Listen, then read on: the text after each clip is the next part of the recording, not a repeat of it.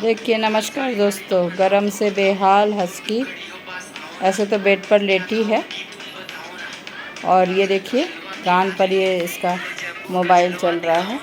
ये मोबाइल बिना रह नहीं रही, इधर उधर धूप में भाग रही है, तो इसलिए इसको कान में हम लोग मोबाइल लगा दिए हैं, गाना सुन रही है और इसी बहाने हो सकता है सो भी जाए और धूप से थोड़ा बच जाए।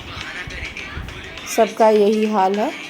अगर वीडियो आप लोग को पसंद आए तो लाइक शेयर सब्सक्राइब कीजिए और हमारे हस्की को ढेर सारा प्यार दीजिए।